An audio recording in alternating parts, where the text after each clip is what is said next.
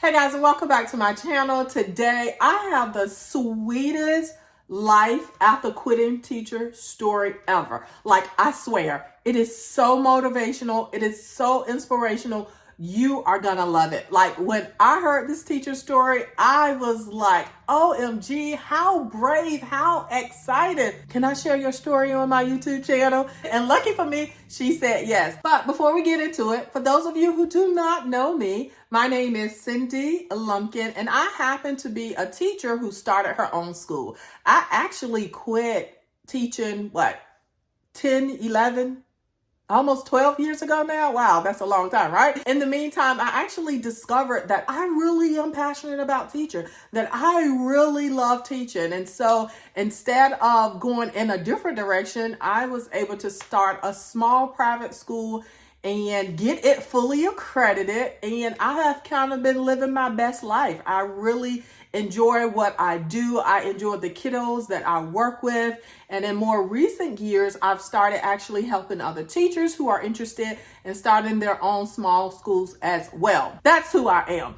But I am so excited to share this teacher's story with you. So let's go ahead on and jump into it. Okay, so I have my laptop right here and I am just gonna read her story, okay, as she wrote it. And I probably will stop here and there just to kind of pull out some things that I feel like we all can draw inspiration and motivation from. I'm really excited about this person's story. I'm not going to say her name though, although I will be giving you information to her realtor in case you want to go and buy this business. Oh, let me stop because I'm giving away her story. Hello, fellow educator and former educators. I was a teacher in California for 20 years. I had just switched to a new district a few months before the start of COVID, and at the end of the year, I decided I was finally done. It is a very hard decision to make for all of us. After all, we went to school specifically to teach. We got credentialed. We took continuing education, got a master's degree, had many years of experience, and know that starting over in a new field can mean a drop in pay. I left with no plan. I just knew I needed to go. Here's the first lesson. So many of us know that we need a change, but we are so tied to that paycheck.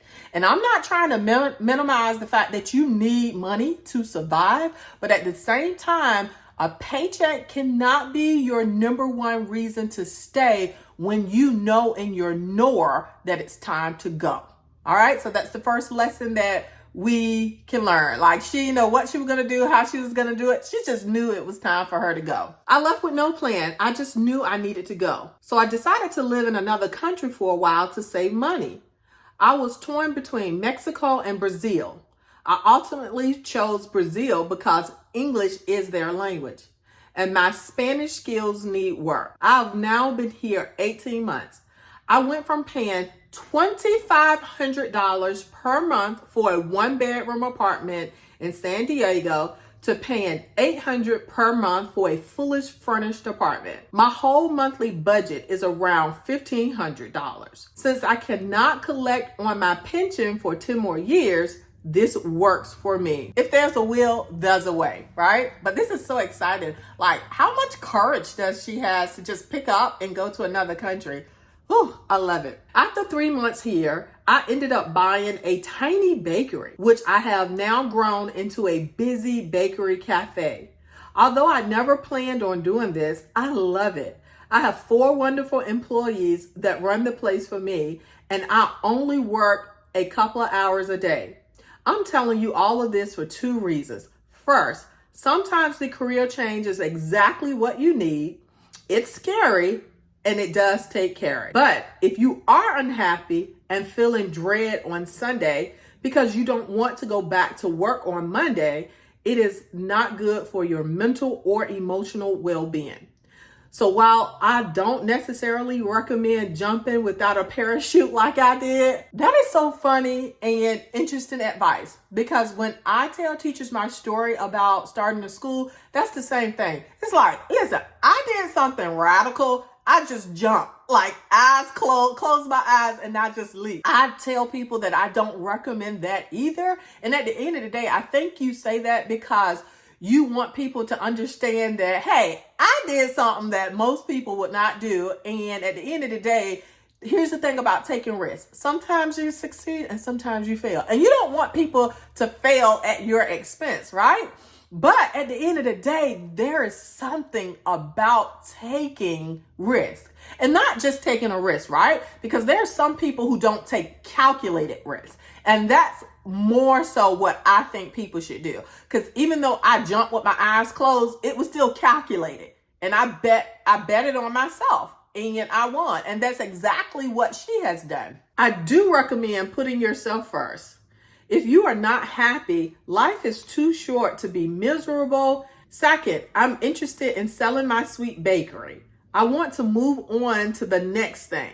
I have ADHD and a million different interests, so I need constant change. OMG. Like, I am so happy about how self-aware she is and how she has embraced it. I think we have normalized being, I don't want to use the word stable, but getting into our little thing, choosing a thing. That's it. We have normalized choosing a thing and doing that thing, right? And once again, I can relate to her because I like everything. Like, there's so many things that I like to dibble and dabble in. Like, even though it's some work for me to consider myself a business owner, that's what I am. But I have to change my mindset because that's what I am. And I actually love it. And I love the fact that I've been able to do this business thing in the education field. And guess what else? I'm slowly becoming a digital creator. And I love it. And I feel like sometimes people look at me weird and some people judge me. But I like doing all the things. And it's okay. Like, some people are not just one dimensional. And I am starting to embrace that I'm not one dimensional. Like, I really feel like I have some ADHD symptoms too. And so I like to do different things. And sometimes when I work on one thing too long, I get bored. So I am totally feeling her right now. Perhaps there is one of you or a couple of you together who would love the opportunity to live near the Caribbean, own a bakery, and enjoy a slower lifestyle. If you're curious, please message me. I'll love to share some more information. Best of luck to all of us, those who stay because we feel like we have to, and those that leave for the same reason. Tear. OMG. All right, so throughout this, I have been showing you pictures of this little bakery. She is selling it. I believe she has owned it for 6 years, I think now. Let me see. Yeah, so listen, this bad teacher lady is going on to her next thing, and she is selling this bakery. She is asking $125,000. The lease on the property that she's in is $750.